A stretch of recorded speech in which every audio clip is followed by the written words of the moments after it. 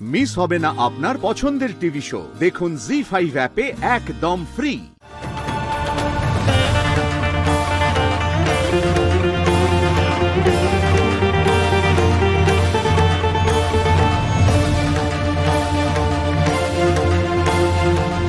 পরীক্ষার ফল তো সমান সমান হয়ে গেল, দুজনেই তো পার করে দিল।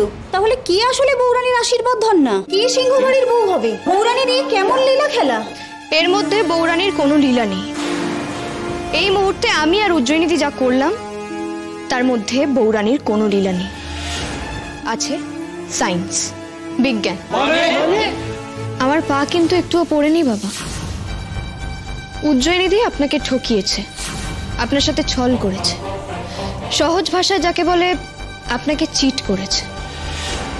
উজ্জয়িনীদি যে পথে গেছে আমিও ঠিক সেই পথেই গেছি। কি বলতে চাইছো একটু পরিষ্কার করে বলবে প্লিজ অষ্টমী? এখানে আসার আগেই সকালবেলা দেখছিলাম যে কয়লা পাতা হচ্ছে, তখনই আমি বুঝতে পেরেছি যে আমাদের গরম কিছুর ওপর দিয়ে হাঁটতে হবে। হ্যাঁ, প্রথমে ভয় পেয়েছিলাম ঠিকই, কিন্তু পিছিয়ে যাওয়ার কথা আমি ভাবিনি। কি করব ভাবছিলাম, আর ঠিক তখনই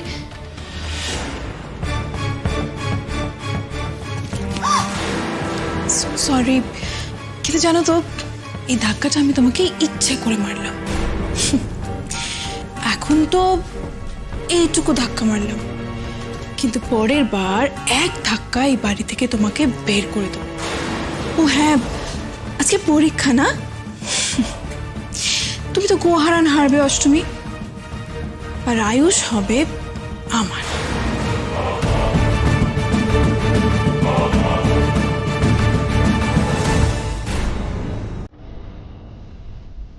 কেমন একটা গন্ধ পেলাম না?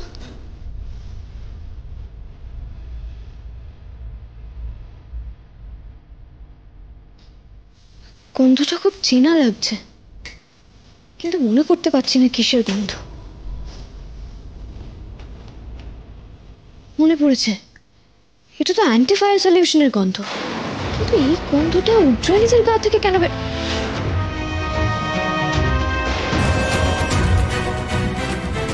আচ্ছা, এই যে সবাই দেখুন, এটাই সেই অ্যান্টিফায়ার সলিউশন। দেখি, একটা মিনিট।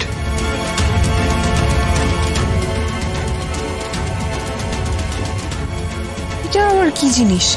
কি হয় এটা দিয়ে? এটা এক ধরনের সলিউশন, এটা মেখে আগুনে দাঁড়ালে চামড়া পড়ে না। উজ্জয়িনীদি এইটাই লাগিয়ে এই আগুনের ওপর দিয়ে হেঁটেছে বলে উজ্জয়িনীদির কিছু হয়নি।